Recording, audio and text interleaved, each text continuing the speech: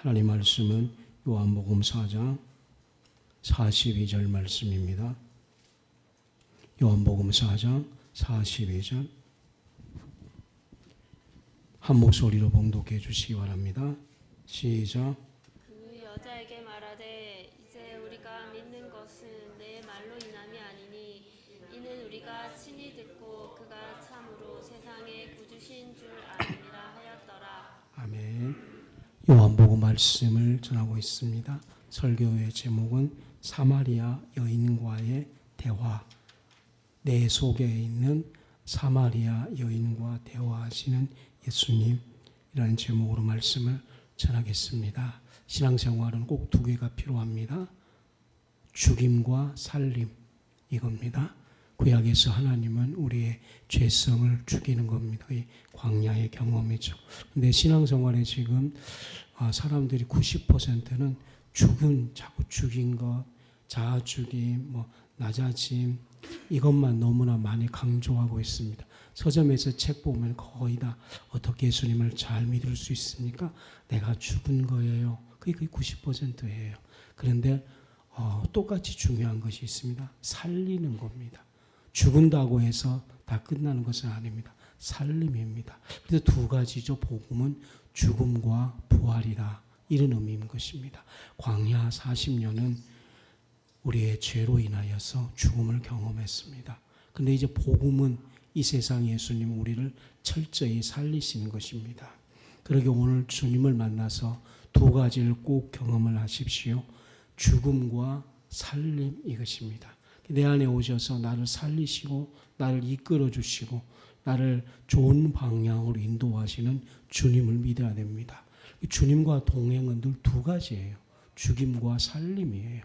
십자가에서 죽임, 거의 100%라면 주님과의 깊은 동행 통해서 나의 심령 속에 있는 것은 모든 걸 다 살리는 겁니다. 마음도 살리고 양심도 살리고 이성도 살리고 내 몸도 살리고 다 살리는 것입니다. 그러므로 예수님을 믿으십시오. 이 말은 딱 두 가지예요. 당신의 죄를 주님의 보혈로 죽으십시오. 주님과 동행하면서 당신을 살리십시오. 그러니까 자기만 아는 자가 주님을 통해서 봉사를 살리기 시작하면 그는 봉사의 삶을 살기 시작하게 되는 겁니다. 구제의 삶을 살리는 겁니다. 그러고 보니까 주님을 만났던 사람들이, 자기 이익에 빠졌던 사람들이 주님을 통해서 자기가 살려지니까 선교 떠나가기도 하고 열심히 일하는 일꾼이 되는 걸 보게 됩니다. 그러니까 복음서에는요, 우리 요 앞에는 니고데모와의 대화이지 않습니까? 복음서는 철저히 이 땅에 오셔서 주님이 사람과 대화하신 겁니다. 그래서 그 사람을 살리는 겁니다. 이 앞에 니고데모는 주님과 대화를 했으나 주님을 만나지 못하고 주님의 메시지를 이해하지 못했습니다. 오늘 이 사마리아 여인을 통해 주님을 만났습니다. 그런데 이 여인은 42절에 우리가 금방 봉독한 것처럼 이 여인은 주님과의 깊은 대화를 통해 구주를 만났습니다. 그리고 이분이 세상에 참으로 올 구주입니다. 이렇게 고백을 했습니다. 우리 안에 있는 작은 사마리아, 주님과의 대화하십시오. 이 대화를 통해 내 안에 사마리아 이 사람이 진정한 주님을 만나게 될 것입니다. 그리고 주님은 나의 구주입니다. 고백하게 될 것입니다. 예전에 제가 광야 설교할 때에 진을 쳤지 않습니까? 40년 광야 가운데 계속해서 텐트를 쳤습니다. 그 텐트 친 것을 복음적으로 설명했는데 그 한 텐트 동안 머물러 있는 기간 동안에 철저히 그들은 죄를 발견하고 죄를 던지는 그런 경험을 했습니다. 오늘 복음서를 통해 예수님이 만나는 사람을 통해서 한 사람 한 사람 내 속에 내가 있다고 생각을 해야 됩니다. 어떻게 주님께서 그 사람을 만나 어떤 메시지를 줬는지, 니고데모에게는 물과 성령으로 거듭나라 이렇게 메시지를 주었습니다. 이 여인에게는 어떤 메시지를 줬냐면 신령과 진정으로 예배하라, 이 메시지를 주는 것입니다. 이 여인이 어떻게 구주를 만났으며 삶이 개혁되었으며 자기 삶 속에 죄의 각성이 이루어지고 자기 것을 완전히 죽이고 자기 안에 예배의 산자가 되었습니까? 메시지를 받았기 때문에 그렇습니다. 신령과 진정으로 거듭나라. 거듭나라. 계속해서 여러분들이 신앙생활 이제는 주님의 이 메시지를 마음에 담고 이 메시지가 나에게 어떤 의미로 오고 나에게 믿음으로 오도록 끊임없이 기도하십시오. 주님, 물과 성령으로 거듭나는 말씀이 내게 의미를 가르쳐 주십시오. 오늘은 이제 신령과 진정으로 거듭나라, 신령과 진정으로 예배하라, 이 메시지가 사마리아 여인을 변화시키는 겁니다.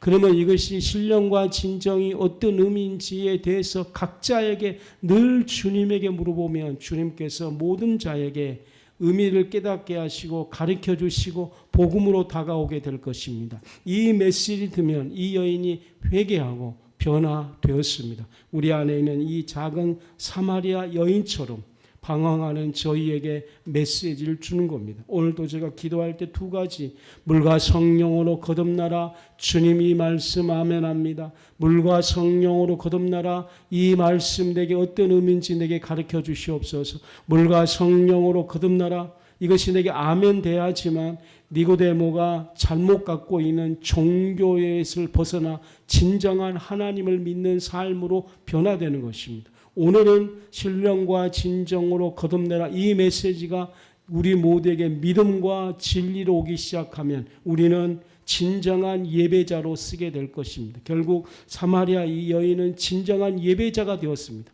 예배자가 될 뿐 아니라 동네 전도자가 되었습니다.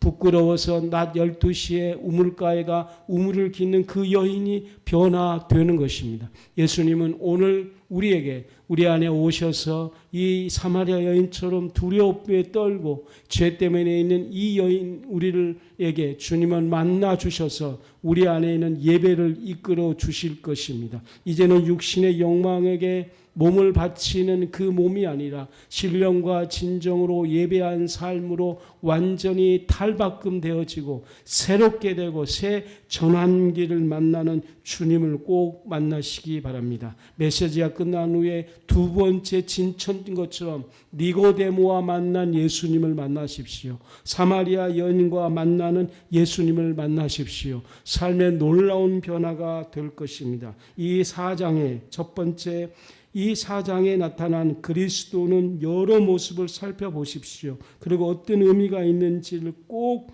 의미를 부여하십시오. 이 사마리아인, 이것은 매우 즉 사마리아인은 혼합 족속이며 정말로 싫어하는 한 사람입니다. 그러므로 유대인들은 이 사마리아인들과 상종하지도 않았습니다. 천하게 여겼습니다. 사마리아 지역으로 갈 때에 돌아서 갈 만큼 이렇게 이 사마리아의 땅을 저주의 땅이라고 보았습니다. 그러나 그리스도께서는 사람들이 꺼려하는 이 사마리아, 굉장히 꺼려하는 이 사마리아인에게 직접 찾아가셔서 그녀와 대화했습니다. 주님은 이 땅에 죄인들을 부르러 오신 것입니다. 죄인은 누구입니까? 본래 하나님의 형상으로 지음받았으나 죄로 말미암아 그 형상이 상실되고 죽음 가운데 처한 모든 인간들이 죄인입니다. 이러한 죄인된 우리를 구원하려고 그리스도께서 오셨습니다. 이제 그분을 누구든지 그분을 받아들이기만 하면 우리는 주님과의 진정한 자녀가 될 것입니다. 두 번째로는 4절에 나와 있는 것처럼 사마리아 역사에 대해서 살펴보아야 되는 것입니다. 사마리아. 원래 이 사마리아는 구약시대에 아주 좋은 땅이었습니다. 왜냐하면 에브라임 지파, 므낫세 반지파 사람들이 거주하는 지역이었습니다. 그러니까 이 원래 사마리아 땅이 처음부터 이렇게 저주받는 땅은 아니었습니다. 이 에브라임 지파, 므낫세 지파들이 실질적으로 이 사마리아 땅에 거주하는 지파였습니다. 근데 BC 722년에 아수리아 왕 때에 이것을 점령하면서 역사적인 비극이 시작되는 겁니다. 특별히 이 바벨론 사람들이 다른 나라 포로를 잡아왔을 때에 구다나 하마나 스불와베 이 많은 사람을 데려다가 이 사마리아 성읍에 거주하게 만들어 버립니다. 그러니까 이 사람들이 우상을 갖고 오게 되어지고 그러다 보니까 종교의 순수성을 완전히 이럴 뿐 아니라 혈통적으로 이제 자폰이 되기 시작하면서 순수 히브리 혈통들이 완전히 없어지는 그 땅이 되는 거죠. 그러니까 진짜 이스라엘 사람이 아니고 우상도 있죠. 그리고 자폰이 되다 보니까 순수 혈통이 되지를 않는 것입니다. 이 사마리아 사람들은 이 종교적으로 이방화가 되기 시작합니다. 순수 여호와 하나님을 믿기보다는 다른 사람들이 데리고 오는 그 우상들, 그것들을 그 사마리아 사람들에게 동화되기 시작해서 여호와 하나님은 찾지만 실상은 여호와 하나님이 되지 않는 것입니다. 예배는 들으시만 정말 하나님을 믿는 예배가 아닌 것입니다. 예배 형식은 갖고 있지만 어쩌면 그들은 우상을 찾고 있는 것입니다. 그러니까 유대인들을, 이 사마리아인들을 상종할 수가 없습니다. 이 사마리아 사람들은 하나님을 부르면서도 예배 형식은 이방인과 동일한 예배를 드리고 있는 것입니다. 그 상종하지 않는 그 땅을 주님이 찾아가 가신 것입니다. 주님께서는 그 지방을 통과하지 않고 그곳에 들어가 복음을 전파하는 것입니다. 5절을 보십시오. 한 목소리로 봉독하겠습니다. 시작.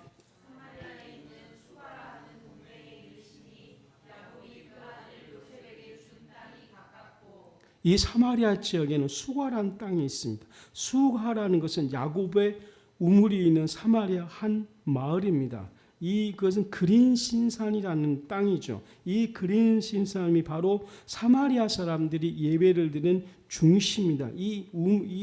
이곳이 야곱의 우물, 있는 곳이 바로 그린신산이 있는 것입니다. 이 그린신산은 실상은 굉장히 중요한 의미를 갖고 있습니다. 왜냐하면 이것은 아브라함, 야곱, 이 사람들이 즉 세금 땅이라고 구약의 성경에 나와 있는데 거기서 주님을 실질적으로 예배한 장소입니다. 이 그린신산이.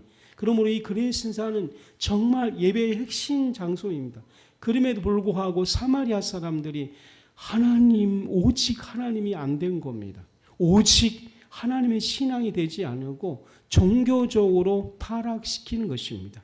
이곳에 사마리아에 한 여인이 있을 때에 이곳에 들어가 그 여인이 7절부터 26절까지 그 여인에게 대화를 하는 것입니다. 주님은 그 여인에게 어떻게 대화를 하냐면은 전도자의 자세로 대화를 했습니다. 우리가 전도를 하지 않습니까? 사마리아 여인에게 오셔서 어떻게 주님께 대화를 하셨습니까? 철저히 그분은 전도자의 자세로 저 영혼을 구원하겠다는 그런 방식으로 전도를 하게 되는 겁니다. 예수님은 탁월한 전도자였습니다. 7절에 보면은 어떻게 접촉하냐면 인격적으로 접촉합니다. 먼저 7절에 물 좀 주십시오 이렇게 하면서 그 여인에게 마음을 엽니다. 사마리아 여인이 우리 내면에 있는 어쩌면은 우리라고 생각하면 되는 겁니다. 왜냐하면 이 사람은 불신자가 아니지 않습니까? 그린신산 예배에 대해서 어느 정도 알고 있으면 이 여인의 갈급은 진정한 예배를 드리고 싶었다는 것입니다. 그렇지만 그 당시에 사마리아 지도자들이 다 타락했기 때문에 그 누구도 진정한 예배를 가르쳐주지 않는 겁니다. 우리 안에 사마리아 여인처럼 실상은 좀 부정적 기도하기도 하고 좀 부끄러운 일도 하게 하지만 우리 모두가 하나님이라는 갈급함이 있지 않습니까? 이 민족이 제사장 나라 되어 주십시오. 이런 갈급함이 있지 않습니까? 우리 자녀들이 말씀대로 쓰게 해 주십시오. 이런 갈급함이 있지 않습니까? 우리 집안이 하나님께 쓰임 받고 싶습니다. 이런 갈급함이 각자 있지 않습니까? 우리 사업처가 진짜 선교하는 사업체가 있게 해달라고 이런 갈급증이 있지 않습니까? 이것이 사마리아 여인이라는 겁니다. 우리 안에 저도 마찬가지로 저도 하나님 보시기에 정말 죄인이지 않습니까? 그렇지만 내 마음속에 정말 진정한 예배자가 되고 싶고 진정한 목회자가 되고 싶고 기도 응답받는 그런 목회자가 되고 싶다는, 이때 주님이 내게 찾아오셔서 첫 번째로 물 좀 달라 이렇게 인격적으로 내게 다가온다는 것입니다. 이 여인이 나중에 우리가 아까 봉독한 것처럼 완전히 변화되는 것처럼 오늘 주님께서 우리 안에 전도자로 오셔서 나를 완전하게 나의 근원적인 이 갈급함을 해결해 주실 것입니다. 분명한 메시지를 주어서 내가 영적으로 성장하고 싶어요, 이렇게 갖고 있는 것에 대해서 주님은 해답 주시고 도전 주시고 응답 주신다는 겁니다. 그러므로 이 4장에서 주님을 만나십시오. 이 4장에서 하는 메시지는 매우 심도 있게 여러분 안으로 갖고 오십시오. 이 대화하신 그리스도를 중심으로 바라보신다면 내 안에 있는 사마리아 갈급하고 정말 궁핍한 것에 실질적으로 응답을 주시게 될 것입니다. 인격적으로 접촉하셨습니다. 물 좀 달라고 하셨습니다. 그 다음에 이제 전진적으로 말씀합니다. 10절과 12절에 생수라는 단어를 쓰기 시작하게 됩니다. 생수. 왜냐하면 이제 그 여인에게 영적 호기심을 발동하기 시작하는, 물을 먼저 이야기한, 물은 그냥 물리적이지만 생수는 어떤 영적인 의미가 있는 것입니다. 주님은 우리에게 점진적으로 다가오는 것입니다. 반드시 그래요. 여러분들의 상황 속에 아무것도 없는 것 같지만 생수는, 물은 그냥 일반이에요. 보십시오. 주님이 우리에게 영적으로 해답 주었을 때 특별하게 하지 않습니다. 우리는 간증을 통해, 다니엘 간증을 통해 우리는 매우 참 특별한 은혜를 받았습니다. 너무나 큰 지금 감동을 받았습니다. 야, 저렇게도 살 수 있구나. 감동을 받았습니다. 그런데 주님은요, 그런 특별한 곳을 아니고 그냥 물로 접근해 오는 것입니다. 이것이 틀린 거예요. 우리가 아무렇게 생각하지도 않는 호흡, 물, 아무것도 아닌 걸로 옵니다. 가정에서 그냥 음식하고 있는데 음식으로 접근해 오는 것이에요. 돼지고기 먹고 싶다라고 접근하는, 여러분과 저희가 아무것도 아닌 것이라고 늘 일상 24시간 동안 애 교육시키는데 차 태우고 가는데 일상생활이잖아요. 주님은 오셔서 나 그 차 좀 태워줄 수 있니?부터 시작되는 거예요. 이것이 우리 주님의 그 탁월성입니다. 그러기에 우리가 주님을 높이는 것입니다. 그래서 이제 물로 저는 그래서 너무 좋은 거예요. 저는 목회자이기 때문에 뭘로 오겠어요? 설교로 올 수도 있고, 내가 책을 읽고 있을 때 올 수도 있는 거예요. 내가 책을 읽고 있는데 주님이 내게 오셔서 그 책 이름이 뭐니라고 시작되는 거예요. 그리고 이제 점진적으로 주님은 그 책 속에 물을 갖다가 생수로 이야기를 하는 것입니다. 그 다음에 세 번째는 초청하는 것입니다. 정말 생수를 먹으라고 13절, 14절 봉독해 주시기 바랍니다. 13절 시작.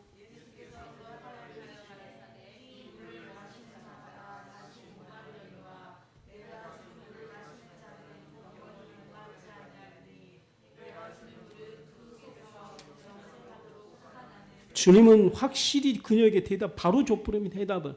여러분 13절 14절 만나십시오. 바로 물과 생수로 시작했다가 바로 해답 주는 거예요. 이 물을 먹는 자마다 다시는 목마르지 않을 것입니다. 내가 주는 물을 먹는 자는 영원히 목마르지 아니하리니 너는 내가 주는 이 물 속에 영생하도록 솟아나는 샘물이 되더라. 네 속에서, 그 속에서 더 놀라운 거죠. 너희 속에서 한 번만 생기는 것이 아니고 그녀에게 해답 주는 거예요. 정말 영생이 솟아나도록 너에게 샘물이 되어준다는 겁니다. 샘물이. 한번 이렇게 네가 책 읽고 이렇게 감동돼서 와 대단해요. 그래가지고 이 책을 읽고 이번 주 설교할 때 이 책 누가 했는데 내용 가지고 설교하지 않습니까? 그래서 많은 사람들이 그 책 소개할 때 감동되잖아요. 그것도 잘한 거예요. 그런데 주님은 내게 오신 거예요. 네 그 책 읽고 했지만 결국 목마르다 이거죠. 그런데 내가 주는 이 물은 목마르지 아니한다는 거죠. 그리고 더 중요한 것은 그냥 한 잔이 아니라 샘물이 되어 있어서 계속해서 네가 먹을 수 있다는 것이죠. 저는 그래서 설교할 때 제가 책을 정말 많이 보거든요. 근데 책 설교 안 합니다. 왜냐하면 그 책은 그냥 여러분들에게 주는 한 컵의 물에 불과하는 거예요. 나는 내 안에 계신 내가 먼저 예수님의 생수를 먹고 내 안에 이 샘물이 되어서 여러분도 동일하게 이 14절에서 주님을 만나기 원하는 것. 누가 주는 것? 내가 주는 물. 그러므로 이제 이걸 가지고 여러분들 숙제를 하십시오. 당신이 주는 물이 내게 무엇입니까? 라고 주님에게 물어봐야 됩니다. 주님이 주신다고 그랬는데 주님이 주신 물이 무엇입니까? 이 물은 정말 영원히 목마르지 않을 뿐 아니라 내 속에서 영생하도록 솟아나는 샘물 된다는 겁니다. 이 14절에 선한 사마리아 여인과 대답해서 그녀에게 한 번에 대답을 주었습니다. 그녀는 바로 아멘했습니다. 첫 번째 니고데모는 몰랐어요. 근데 이 여인은 바로 아멘 하는 것입니다. 그래서 정말 주 앞에서 영광을 돌리지 아니할 수 없습니다. 물론 여기서 바로 아멘한 것은 아니에요. 근데 훗날 그가 주님 만난 후에 13절, 14절을 다시 이해하고 다시 아멘을 했습니다. 근데 실상은 이 사람이 이것에 내가 주는 이 생수의 물 여기서 조금 걸리는 거예요. 그러자 바로 예수님께서 네 번째로 뭐냐면 16절부터 14절까지 그 여인의 죄를 고발하는 겁니다. 왜냐하면 이 여인은 바로 4명과 그리고 앞으로 결혼할 5명의 남편이 있기 때문에 그렇습니다. 이 여인이 아직도 영적 진리를 깨닫지 못했습니다. 왜냐하면 바로 그 죄가 예수님께 내려놓지 않기 때문이었습니다. 그리고 이제 그 여인은 이제 안 거예요. 왜냐하면 내가 이 예수님의 말씀이 뭔지를 이해하지 못하고 이것이 내게 왜 아멘이 안 되었느냐. 바로 죄 문제가 해결되지 않았기 때문에 그럽니다. 그러기 사마리아 여인은 왜 예수님의 전도자로 왔습니까? 그녀에게 죄의 문제를 해결해 주기 위함인 겁니다. 그녀에게 즉시로 그녀에게 심령으로 죄를 고발하는 것입니다. 그제는 이 남편이 있는 것이 죄라고 알지 못했습니다. 왜냐하면은 이건 이 여인이 무슨 불륜을 행한 것도 아니고 이 사람이 창녀도 아닙니다. 실상은 이 여인은 합법적으로 남편입니다. 이게 이 생각보다 이 여인이 아주 나쁜 여인이다 말하기는 좀 그렇습니다. 창기와 몸 파는 사람이 남편은 아니지 않습니까? 공식적으로 되었다는 것은 어떤 특수한 상황이 있어요. 예를 들어서 형하고 결혼을 형이 죽으면 동생하고 이런 거 있지 않습니까? 이런 식으로 계속 그러니까 이 여인은 상당하게 가정에서 정말로 얽히고 설킨 것이 너무 많고 그러다 보니까 굳이 이 사람이 정력적으로 필요해서 남편을 얻는 것도 아니고 뭔가가 정말 가문을 일으키는 그런 것도 있다는 것이죠. 그렇지만 주께서는 자기는 이게 합법적이라고 말할 수도 있겠죠. 그러나 주님은 뭐라고 그 여인에게 말하냐면 이것이 죄라 말하는 거예요. 실상 확실히 죄는 우리가 단정 지을 수 있죠. 하나님 잘못했어요. 그런데 이 여인처럼 살기 위해서 하는 그 행위는 죄라고 인식되기 어려운 거예요. 실상은요. 그런데 주님은 그 여인에게 남편을 데리고 오라 라고 말하면서 실상은 그가 왜냐하면 이 여인은 신앙이 굉장히 좋은 거예요. 실상은 예배에 대해서 물어보았기 때문에 이 사람은 그린신산에서 예배하는 것이 좋습니까? 예루살렘 성전에서 예배한 것이 좋습니까? 라고 물어본 거예요. 이 여인은 그런 마음을 갖고 있었던 겁니다. 그렇지만 삶에 일어난 문제는 전적인 의탁이 안 되었던 겁니다. 하나님께 전적인 의탁이 안 되어지고 자꾸 인본적으로 하고 있었던 거예요. 계속 경제적인 문제를 남편으로 하면서 하고 갔던 거예요. 그런데 이 사람 제 생각이에요. 대단한 사람이에요. 내 5번째 남편 할 정도면 이 사람 대단한 겁니다. 지금 5번 결혼한 사람 있습니까? 잘 없습니다. 이 미모가 뛰어났든지 뭐가 있었기 때문에 한 거예요. 아무튼 이 여인은 하나님으로부터 그리스도로부터 그거 인본주의야 라고 말할 때 심령이 정확히 들어간 거예요. 그것이 죄구나. 내가 하나님을 의지하지 않고 세상적을 의지하는 것이 죄구나. 이 영적 각성 앞에 그는 내려놓습니다. 성도 여러분, 복음이신 우리 안에 사마리아인이 있으면 살기 위해서 하는 것들, 그런 거 있지 않습니까? 그때 주님이 죄의 각성이 일으키며 네 남편을 데리고 오라 할 때에 정확히 찍습니다. 그리스도께서 매우 정확하게 내려놓지 못한 것 알든지 정확하게 찍습니다. 너는 목회를 설교하기 위해서 하는 것이 목사가 아니고 나를 경외하는 것이 목사다.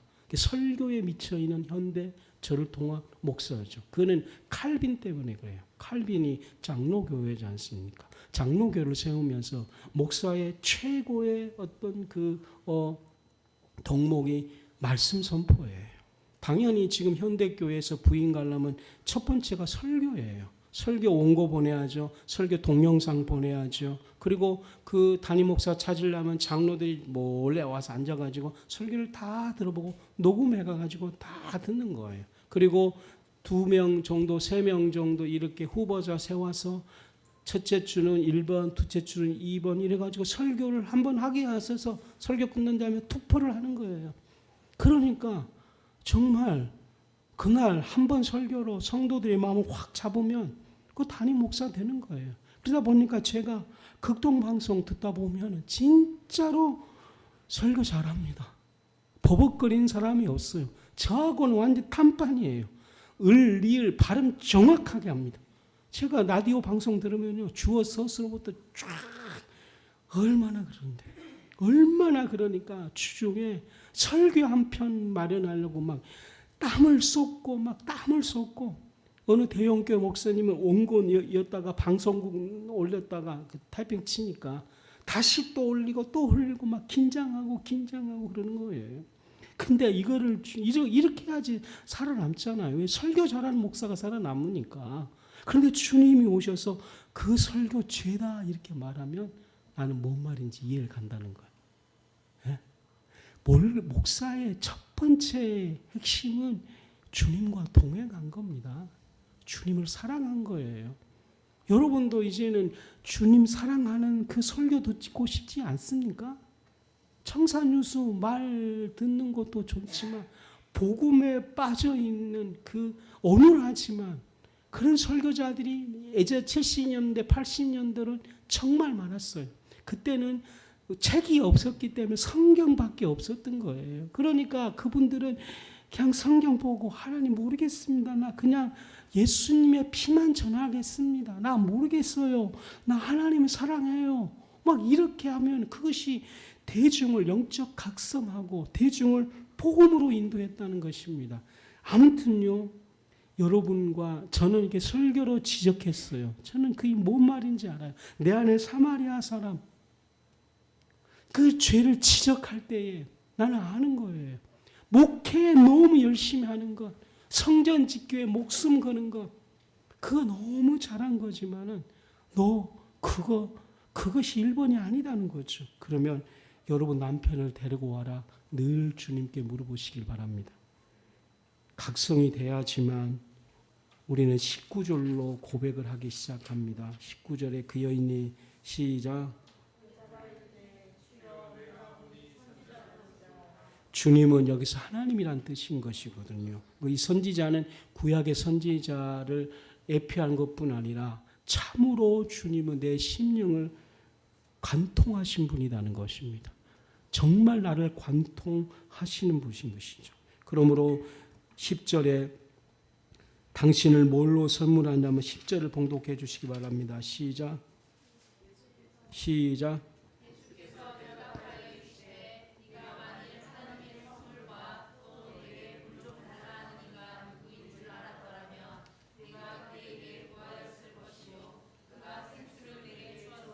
선한 사마리아인에게 주님께서는 지금 뭐라고 계시냐면 정말 하나님을 만나도록 하신 것입니다. 네가 나가 누군지 결국 뭡니까? 그 여인이 남편을 의지했던 이유는 진짜 하나님을 못 만났기 때문이고, 목회자들이 설교에 미치는 것은 10절에 네가 나를 만나지 못했기 때문이다. 네가 만일 하나님의 선물과 이 물을 달라 하시니 누구인지 알았다. 오 주님, 우리는 지금 많이 하나님을 모르고 있습니다. 이것이 해답인 거예요. 주님, 우리는 더 주님을 알기를 원합니다. 주님을 더 만나기 원합니다. 라는 고백들이 이루어져야 될 줄로 믿습니다. 15절로 16절에 생수를 달라고 하는 여인의 요청에 대해서 가서 내 남편을 불러오라 하신 예수 그리스도의 말씀은 어떤 의도가 담겨져 있습니까? 제가 조금 전에 설명한 것처럼 여인으로 하여금, 즉 선한 사마리아인으로 하여금, 즉 나로 하여금, 내 속에 있는 이 사마리아 여인으로 하여금 죄를 깨닫게 하여 생수를 받을 수 있는, 즉 그리스도를 정말로 믿을 수 있는 마음의 자세를 갖도록 이끌어 주시는 분이십니다. 즉 우리 안에 주님은 어떤 분이라고요? 나를 살려주시는 분. 어떻게 나를 살려주신 분입니까? 이끌어 주시는 분. 주님을 왕으로 영접할 수 있도록 이 마음의 자세를 갖도록 나를 살려주시는 겁니다. 왜냐하면 이 마음이 중요한 거예요. 마음에 믿어 의에 이루고 되는 것이거든요. 주님을 우리가 받아들이려면 마음에 믿어, 입술의 고백이 아니죠. 입술은 마음에 있는 것을 고백하는 하나의 기관에 불과하는 거예요. 핵심은 마음의 믿어인 것입니다. 마음에서 회심이 이루어야 되고, 마음에서 제 각성이 이루어져야 되고, 마음에서 내 남편이 죄다라는 것이 인식돼야 되는 것입니다. 내 남편이 지금 내가 당연한 거 아닙니까? 설교를 하기 24시간 투자한 거 당연한 거 아닙니까? 설교를 위해서 이 청권 읽는 거 당연한 거 아닙니까? 근데 그것이 남편이고 죄다 이렇게 말할 때 그 뜻을 이해하도록, 이것을 이해하지 못하면 선한 사마리아인이 예수님을 만날 수가 없는데, 주님은 이 마음의 자세가 되도록, 그 남편이 죄다 이것이 동의가 되도록, 그 뜻이 무엇인지 알도록 가르쳐 주시고 이끌어 주시는 것입니다. 이에 주님을 꼭 만나십시오. 마음에서 회심이 일어나도록 내 마음을 이끌어 달라고 하셔야 됩니다. 마음에 믿어 의에 이르고, 마음에 믿어 의에 이르고, 이것이 꼭 되게 될 줄로 믿습니다. 그리고 보니까 주님은 내 안에 오셔서 이 선한 사마리아 내 속에 있는 이 마음 속에 있는 것들을 마음을 이끌어 주시는구나. 마음이 동의가 되도록, 할렐루야. 마음에서 받아들이도록. 그것이 죄라고 말할 때 어떤 분은요, 이 세상은 어떤 분이 최고 좋아요? 열심히 사는 것. 열심히 살면은 어느 정도 자립도 하고 그러지 않습니까? 근데 주님이 오셔서 그 열심히 사는 것이 죄야 라고 말할 때 동의할 수 있겠습니까? 동의하기가 쉽지 않겠죠. 모르니까. 그런데 마음에 동의가 되면 그것이 무엇인지 아는 거예요. 그것이 무엇인지를 아는 거예요. 오늘 주께서 가서 내 남편을 불러오라. 이 말은 주께서 그 여인의 마음의 회심으로 이끌어 주시는 것입니다. 마음의 동의가 되도록 불어주시는 것입니다. 저는 그것이 무슨 의미인지 압니다. 내 남편을 불러오라. 내게 반드시 말할 때 아멘. 주님, 주께서 이걸 지적하는 것 어떤 의미인지 압니다. 어떤 상황인지 압니다. 내 남편을 불러오라. 이것이 사람들 때는 죄가 아니고 열심히 사는 거거든요. 그런데 어떤 의미인지 압니다. 마음을 동의해 주시고 마음을 이끌어 주시는 것입니다. 사도 바울도 열심히 바리새인으로서 열심히 살았지 않습니까? 그런데 그 마음을 이끌어 주니까 그 열심히 행동했던 바리새인들의 신앙 운동이 죄란 걸 깨닫고 주님을 받아들였던 것입니다. 할렐루야. 이제 다시 20절 봉독해 주시기 바랍니다. 20절 다 같이 시작.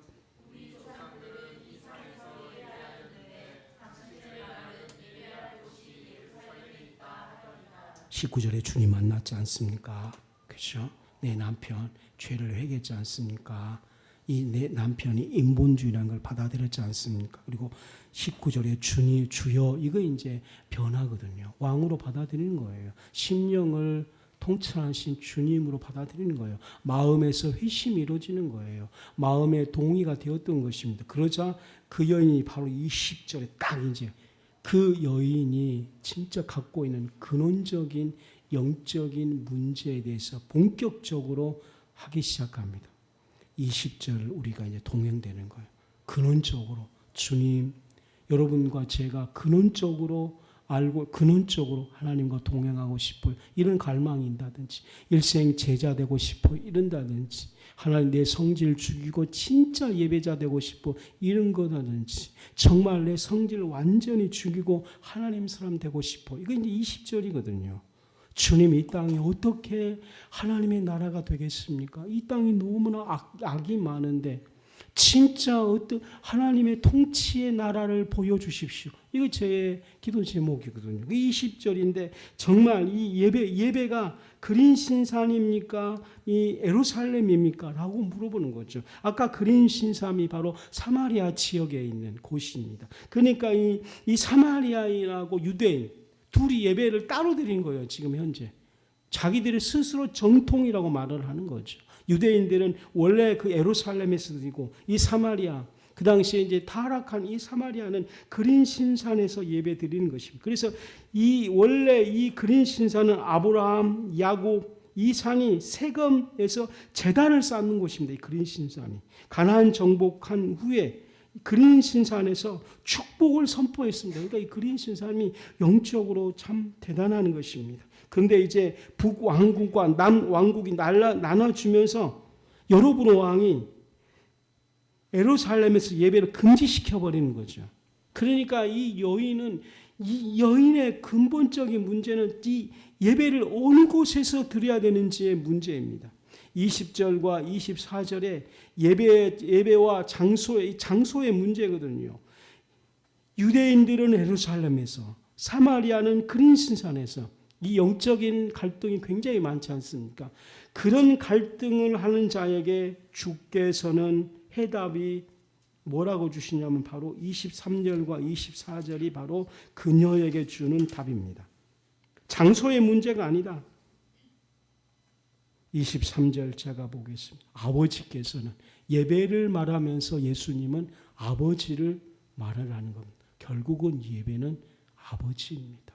선지자부터 시작해서 예수님은 처음으로 아버지라는 것을 쓰기 시작합니다. 저는 실상 23절에 아버지 여기에 참 전율하고 감동을 받았습니다. 아버지, 예배는 아버지구나. 예배는 아버지구나. 그러니까 이 사람은 예배에 대해서 늘 고민하고 장소적인 문제를 했는데 예수님은 예배는 아버지야 라고 소개를 시킨 겁니다. 아버지. 예배는 아버지라는 거죠. 예배는 아버지라는 것이죠. 아버지가 없는 곳은 예배가 아니다는 것입니다. 아버지가 있는 곳은 예배다는 것입니다. 우리는 여호와 하나님 아버지를 경외하는 것입니다. 아버지. 그 아버지가 없었던 거예요. 그러니까 그 여인의 영적인 문제는 아버지가 없었던 거예요. 그 사마리아 여인은 실상은 진짜 여호와 하나님을 섬기는 것이 아니고 장소에 마음 빼앗긴 신앙생활을 했던 거예요. 그러면 우리 사마리아 사람들은 지금 진짜 아버지가 해결하는데 아버지를 찾지 않고 목회 잘하려고 그러고 아버지를 찾지 않고 동행하려고 그러고 제자 되려고 하고 이러고 있었다는 거죠. 이 여인은 지금 영적인 문제예요. 그러니까 오늘날 많은 이렇게 중직자든지 교회 오래 다닌 사람들이 영적인 그러죠. 말만 하면 영적 동행하라 많잖아 말들 영성이 깊어져라 막 그렇잖아요. 그런데 실상은 방황하고 있어요. 많은 목사님들이 방황하고 있어요. 진짜 방황 많이 합니다. 그래서 뭔가 왜냐하면은 이 세상이 너무나 물질로 타락했기 때문에 영적인 것만 가지면 해결할 수 있다. 그래가지고 그는 어떻게 하면 애들에게 영적으로 가르쳐 줄 것인가? 라고 찾는데 실상 이 사람들은 사마리아 여인처럼 그리스인 사람입니까? 예루살렘입니까? 이렇게 하고 있는 거예요. 그러면 오늘 많은 설교, 동성예도 마찬가지고, 이 지금 근본주의 설교도 맞지만 실상 사마리아 여인이에요. 같이 동의 좀 해주십시오. 아버지가 아니다는 거죠. 지금 한국 교회가 힘들잖아요. 방황하고 있잖아요. 교회 숫자가 줄어들니까. 그러니까 그 사람들이 어떻게 하여금 이걸 회복시키려고 발버둥 치는 것, 이 사마리아 여인처럼 그린 신상을 찾는 거와 똑같은 거예요. 지금 기독교 유튜브만 들어보면은 막 소리 높여서 한국 교회를 막 안타까워하고 회복해라 그러고 막 회복하십시오. 근데 그 회복이 뭐냐는 거죠. 동의하십니까? 주님은 오셔서 아버지.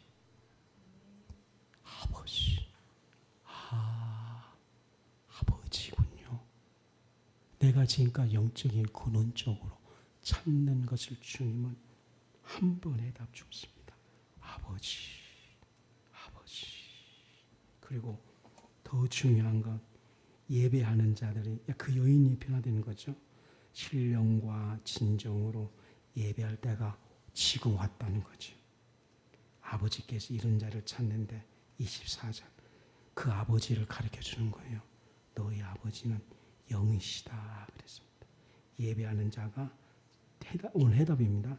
신령과 진정으로 예배할지니라. 근데 이 사마리아 여인은요, 25절에 바로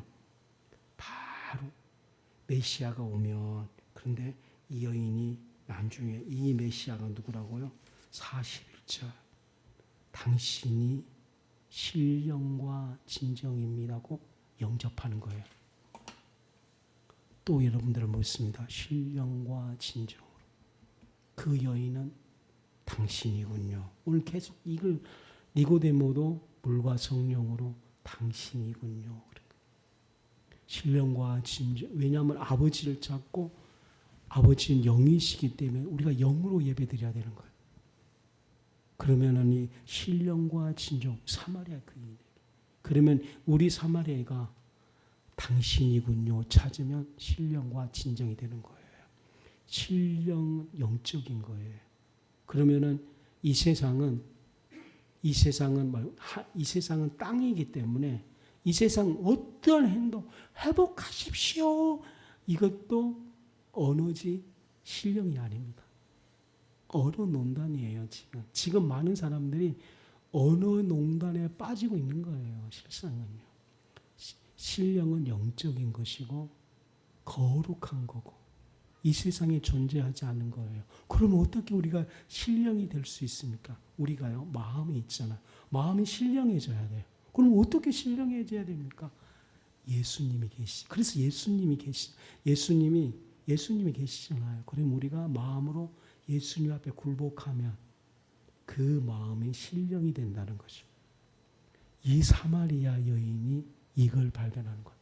우리가 언어잖아요. 언어가 예수님을 경배하면 그것이 신령이 되는 거예요.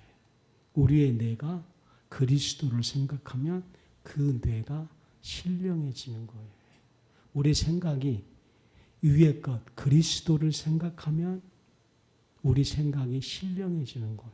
우리의 발걸음이 예수님 앞에 굴복하면 신령해지는 거예요. 그러니까 이 사마리아 여인이 예수님 없이는 신령이 될 수 없다는 것을 자각하는 거예요. 그러면 이제 모든 삶 속에서 우리의 감정도, 우리의 생각도, 우리의 의지도, 우리의 분노도, 우리의 분노까지 우리 안에 일어나고 있는 모든 것들을 예수 그리스도 앞에 굴복시키는 것입니다. 끊임없이 이 사마리아인은 그걸 알아본 거예요. 그래서 이제는 자기 안에 일어나고 있는 모든 것들을 끊임없이 24시간 동안 굴복하는 신앙생활을 하는 것입니다. 그렇게 하는 것이 신령인 거예요. 그렇게 할 때에 신령으로 예배드리는 것이고 이 예배를 주님이 찾으신 거예요. 그러면 신령과 진정이 진리로 하는 거예요. 그 진리는 복음입니다. 그러므로 복음 묵상하고 있는 동안에 그건 진정의 삶이 되는 거예요. 신령과 진정 꼭 한번 해보아서 우리 작은 사마리아인들이 주님을 만나서 영적인 갈증에서 완전히 해결하시기 바랍니다. 한 주간 내 안에 있는 선한 사마리아 여인, 어떤 여인인지 여러분들 아실 거예요. 주님이 오셔서 23절에 해답을 딱 주셨어요. 신령과 진정. 그러므로 성도 여러분, 이제 니고데모는 물과 거듭나라. 이걸 이해하지 못해서 더 이상 구주를 영접하지 않으나 선한 사마리아 여인은 이 신령과 진정으로 예배란 이 뜻을 이해하고 42절에 당신입니다 라고 고백하고 물동이를 놔두고 동네에 들어가 와 보라 라는 삶을 살았습니다.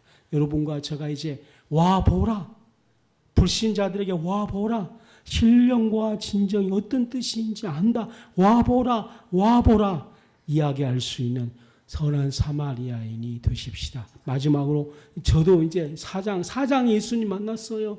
저는 이제 목사로서 설교 준비도 하고 교회도 인도하고 이럴 거예요. 그러나 사장에 저는 일생 동안에 물과 신령과 진정의 이 뜻이 무엇인지는 알고 이 말씀을 묵상하고 동행을 해서 사람들에게 이 예수님 만난 후에 와보라 하는 간증, 와보라는 이야기, 내가 믿는 주님은 이 주님이에요. 일생 소개하고 간증한 삶을 살 것입니다.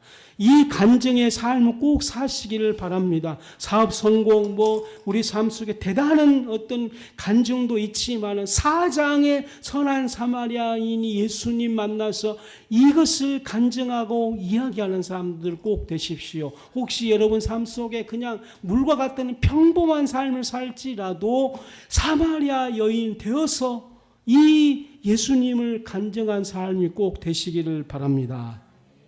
기도합시다.